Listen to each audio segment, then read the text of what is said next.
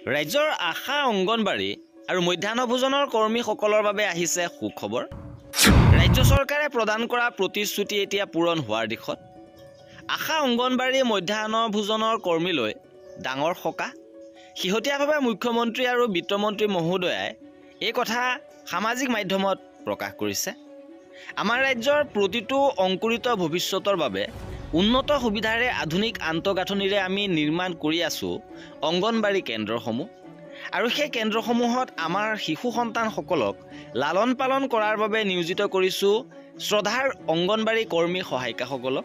তেওঁলোকৰ সুচল জীৱন ধাৰণৰ বাবে আমি দায়বদ্ধতাৰে আমি কাম কৰি আছোঁ।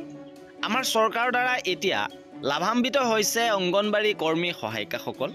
কেনেকৈ লাভান্বিত হৈছে যে ফাইনেন্সিয়েল এইড প্ৰদান কৰিছে 4 লাখ টকা, 3 লাখ টকা আৰু 2 লাখ টকাকৈ সৰ্বমুঠ 7,963 গৰাকী কৰ্মী সহায়িকা ইয়াৰ দ্বাৰা লাভান্বিত হৈছে।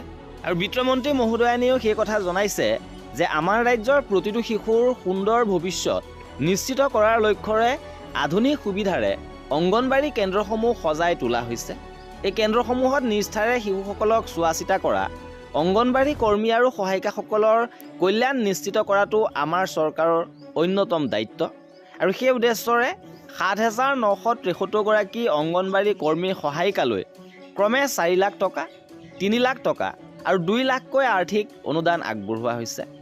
অংগনবাড়ী কৰ্মীয়ে 4 লাখ টকাকৈ পাব, মিনি অংগনবাড়ী কৰ্মীৰ বাবে 3 লাখ টকাকৈ, অংগনবাড়ী সহায়িকাসকলৰ বাবে 2 লাখ টকাকৈ। অৰ্থাৎ ৰাজ্য চৰকাৰে প্ৰতিশ্ৰুতি প্ৰদান কৰা মতে অংগনবাড়ী আশা মধ্যাহ্ন ভোজনৰ কৰ্মীলৈ এককালীন সাহায্য প্ৰদানৰ প্ৰক্ৰিয়া আৰম্ভ কৰিছে। আৰু নিশ্চিতভাৱে মধ্যাহ্ন ভোজনৰ কৰ্মী আৰু আশা কৰ্মীসকলেও এই এককালীন সাহায্য শীঘ্ৰেই লাভ কৰিব। আৰু এয়া আছিলে আমাৰ আজিৰ ভিডিঅ'টোত।